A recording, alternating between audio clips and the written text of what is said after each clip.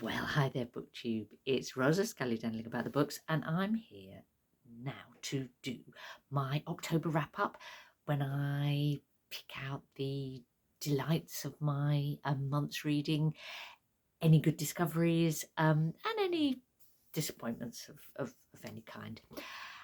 And this October has been a very special one for me because I was so honoured to be asked to be one of the hosts of Victober, one of my absolute favourite BookTube events.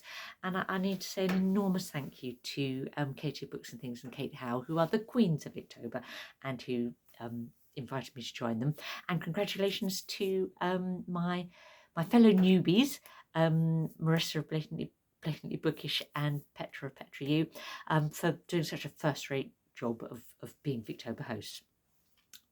So most of what I'm going to talk about in this video is going to be Victober related, but I did succumb to the temptation to read two hot new releases by contemporary authors that I really like. So I'm going to start with those two and then I'll move on to Victober, and I'll try and do timestamps for the video so that if you're particularly interested in one bit or the other, you can find that easily.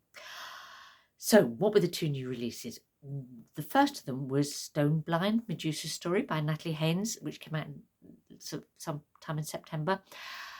Now, Haynes is a bit of a phenomenon. She's a writer, journalist, writes novels, writes non-fiction. There's a broadcaster, radio, TV. She's a classicist. That's her sort of a particular area of interest. She's a comedian as well, bit of a superwoman. Anyway, her last couple of novels, she's chosen to kind of retell Greek myths or stories in a slightly sort of a fresh form. And this book, Medusa's story, Stone Blind, is a third in that vein, as it were.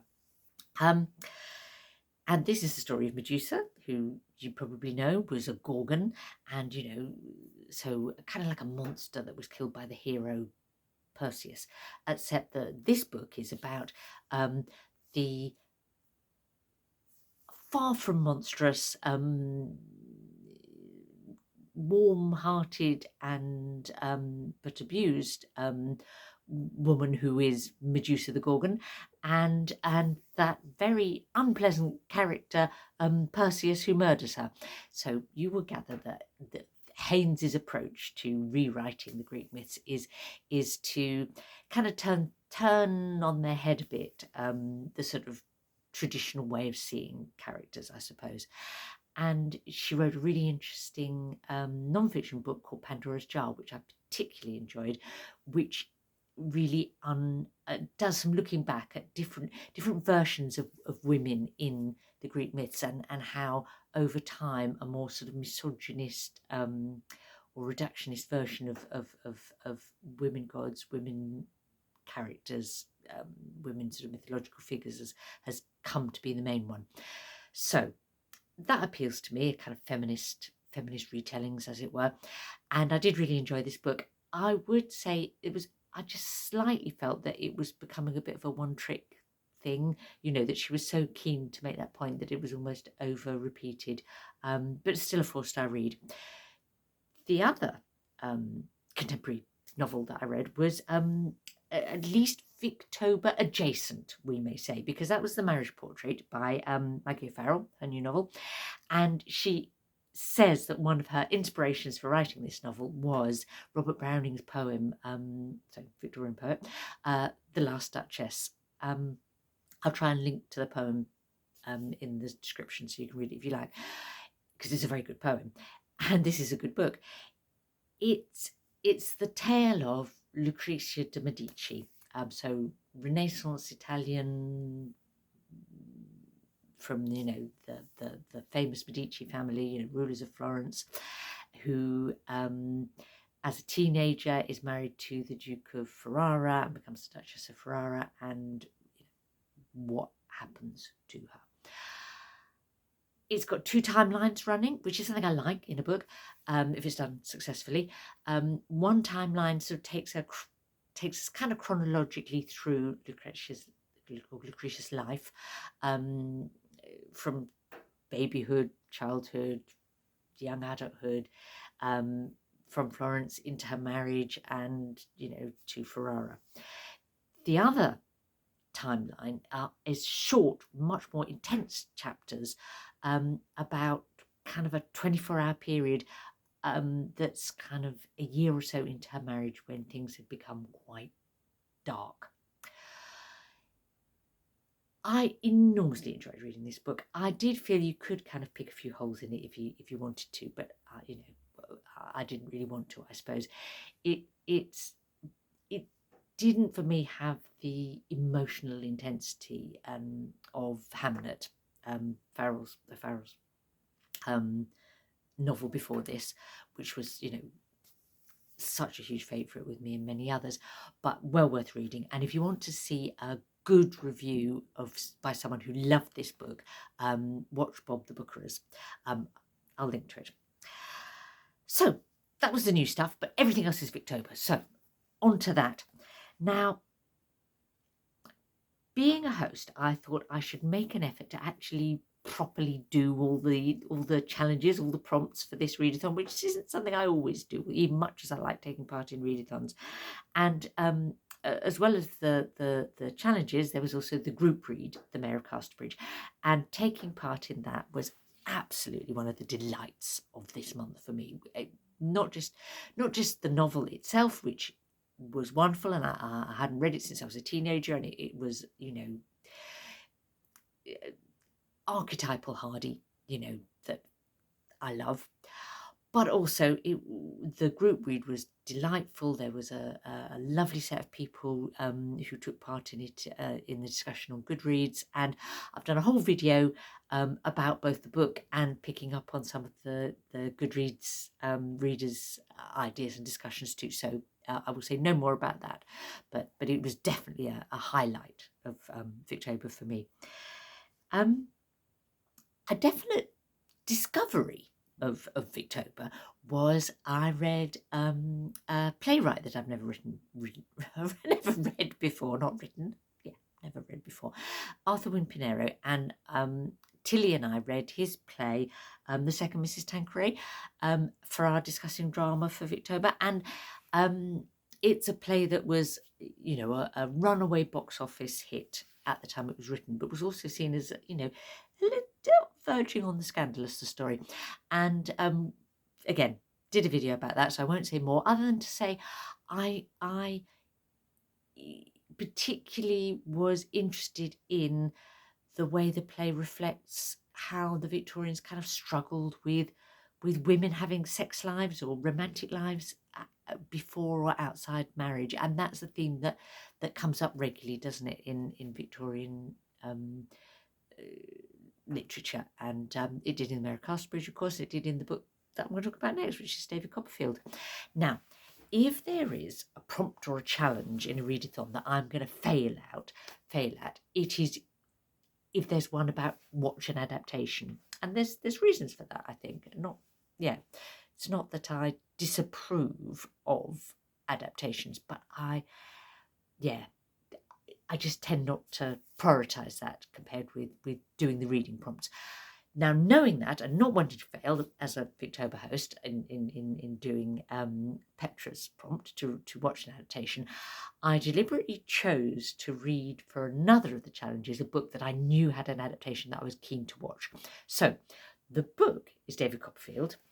I picked that as to fulfil Katie's prompt to read a coming-of-age novel or Bildungsroman, and it is a true Bildungsroman, David Copperfield, because it takes the character David from birth to adulthood, and it's a first-person narrative, which Dickens doesn't do a lot, but was very he does really, really well in David Copperfield, very successfully.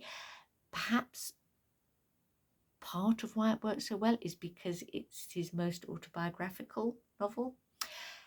Anyway, I knew that there is quite a recent film by Armando Iannucci based on David Copperfield, and with a stellar cast with Dev Patel as David, and one of my favourite actresses, Tilda Swinton as Betsy Trotwood, and Hugh Laurie as Mr. Dick, and Peter Capaldi as Mr. McCormick. I mean, it's just excellent. Or Ben Whishal's in it too. So I knew that if I read David Copperfield, I would, yes, actually watch that film, which I did, and I'm very happy.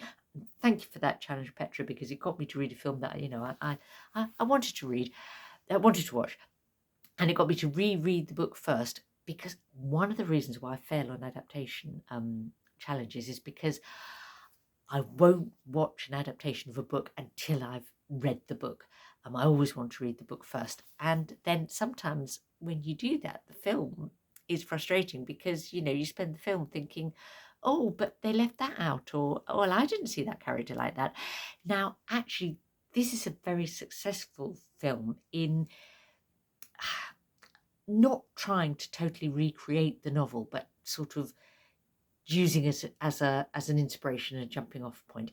I mean, David Copperfield is like 800 pages. You couldn't possibly fit that in a 2-hour film. And that means that you have to make choices and compromises.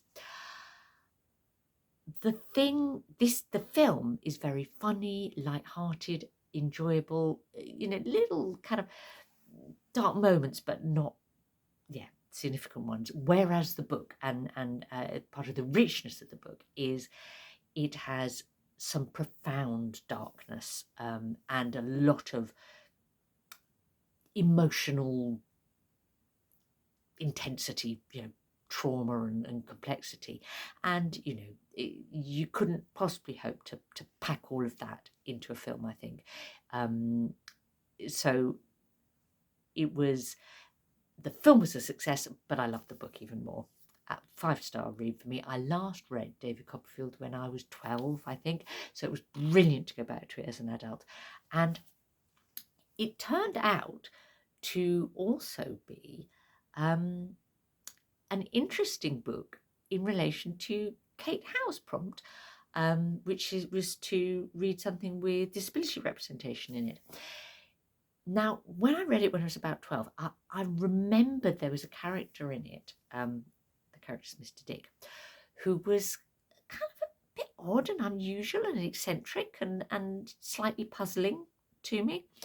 And rereading it now has confirmed for me that what Dickens actually does with Mr. Dick is he's writing an adult with a learning disability as a central character in his novel. And what a gorgeous portrayal it is. Mr. Dick is a very funny character, but he isn't made fun of. He's not a figure of fun. He in fact is shown as having, I don't know, a huge emotional intelligence despite his intellectual challenges. And Betsy Trotwood kind of whisks him away from being shut up in an institution for the rest of his life, and after his mother's died, and it really appreciates his character and value as a person, and so do we as readers. And it was interesting because Dickens doesn't always portray disabled characters positively. He does fall into that Victorian thing of somehow equating disability with moral badness. I'm not expressing that very well, but you know what I mean. Now, Tilly, my daughter, of Tilly's Shelf, has just at the end of Victober made a really interesting video. Well, actually, it's in 2 parts because she had some technical hitches about facial, I was going to say disfigurement, but people with facial injuries, and how those are portrayed in some of Dickens' novels. Do watch it. It's really intellectually stimulating, actually, and will make you think about your own attitude to facial injury and how some of the things that Dickens shows sort of persist right up to today in terms of prejudice about facial injury. This made me think back to David Copperfield, which I read earlier in the month, and that there is a character in this novel too of Dickens who has a very prominent scar on her face, and how she's treated because of that, but also how that influences her character, and how it showed that some of her sort of bitterness and unkindness as a character is somehow interconnected with that scar. All very interesting stuff. Now, where are we? The thing that I deliberately read for Kate's disability prompt was a short story, or a kind of fairy tale by Lucy Clifford, called Wooden Tony, because I'd heard that it was potentially some kind of depiction of an autistic child in Victorian literature. And what a curious and intriguing story it is. It is kind of, a fairy tale about a little boy who's definitely non-neurotypical, who doesn't behave the way he's expected to, I guess, and is a kind of a disappointment to his father, but his mother thinks that there's something, special and unique about him, and he eventually winds up becoming literally wooden. Yeah, strange, interesting, very short. I noticed that Katie of Books and Things also read it this Victober, and her review on Goodreads said that she was still puzzling out what she thought of it, and I can really identify with that. So that and another short, very even shorter story by Lucy Clifford were two of the things that I read for Marissa's prompt to read shorter Victorian fiction. I also used it as a nudge to read Carmilla by Sheridan and Fanu, which I wanted to read because I'd heard so many people enthuse about it, particularly, in previous Victobers. And it was actually my one real kind of disappointment of the month. I mean, that's perhaps putting it a bit strongly. I could see why people want to read it and find it interesting. It's groundbreaking in a sense. It established some of the conventions of vampire fiction, the vampire novel. You can see how, Dracula kind of rose from it, as it were. It's also really interesting in its portrayal of sexual attraction between women. So groundbreaking there too, I think. But the writing just, I don't know, was really flat for me. It didn't come to life. And yeah, it is what it is. Not everything works for everybody, does it? Much more successful for me were the 3 novellas that make up Scenes of Clerical Life by George Eliot. So, that was the other short fiction that I read. And I just love George Eliot. I just do. Her writing is just, it's perfect for me. I don't mean everything she wrote is perfect, but, it's perfectly pitched to appeal to Ros. There's a few reasons for that. I just love her style. I love her way with words. I love the way she shows characters. I love her humanity. She always, she's very interested in moral ideas and, explores those in her books. But she's very unjudgy. She sort of recognises, I don't know, why people might do bad things, or very humane. She has a sly humour, and she often kind of pokes fun at people, but never heartlessly, for me. So I just loved George Eliot, and I loved Scenes of Clerical Life, and that's the last of her sort of fiction books, for me to read. And now I can go back and I've already reread a couple, but I can reread more of them. Oh, what joy. I've also been trying to read, work my way through some Trollope in recent years, and I've been reading the Parsonage Chronicles, and my last Victober novel that I'm reading is Framley Parsonage, which is the 4th in the Parsonage Chronicles, and I'm still reading that at this moment, and I think it will roll a little bit into December, because why would you want to rush a Trollope when you're enjoying it? But my other really enormous delight of Victober this year was getting to set my own challenge and throw out a read some Victorian poetry challenge into the Victober world, which I think is the first time there's been a poetry challenge, and it's warmed the cockles of my heart to see people pick up the gauntlet, as it were. And people have read, I've seen people reading Sonnets from the Portuguese by Elizabeth Barrett Browning, or having a go at Lady of Shalott, venturing into the lovely nonsense world of Edward Lear, going hardcore with Tennyson, and rather than the Lady of Shalott, reading The Idylls of the King, book length, Arthurian legend. Aurora Lee has been a popular choice, and one that I hope to get to next Victober. I've seen quite a few people reading Emily Bronte's poems and the poems of Elizabeth Gaskell as well. So going to sort of novelists that we love, but reading their poetry instead. So it's been just a joy for me. I'm so thrilled. I've also done some lovely poetry reading myself in the course of the month, partly to sort of make recommendations to others, but also just for the joy of it.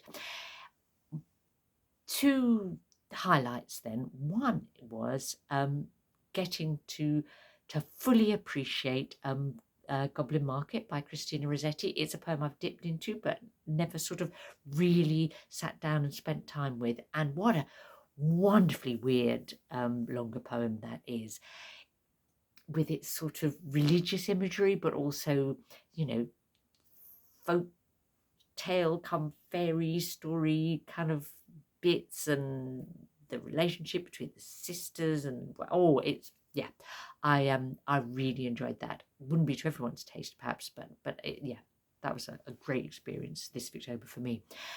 Probably my best poetry experiences though, and the most discoveries that I've made in terms of poetry, were the things that I read in order to be able to make a video about Victorian queer poets and poetry.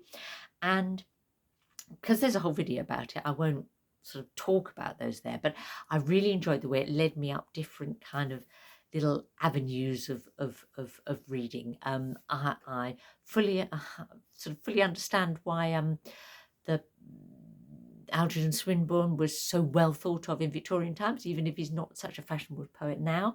I discovered the poetry of Amy Levy for the first time. I discovered the fascinating couple of women who published their poetry under the name of Michael Field. Yeah, so many riches. And if that kind of makes you at all curious, do go and watch that video, because I've done lots of links, and in the description I've put the text of some poems or links to them. So there we go. Well, that was my lovely month. I hope your October was as good as mine, particularly if it was full of Victober stuff. And I'm already planning what I'm going to read next Victober. Isn't that lovely, but slightly crazy?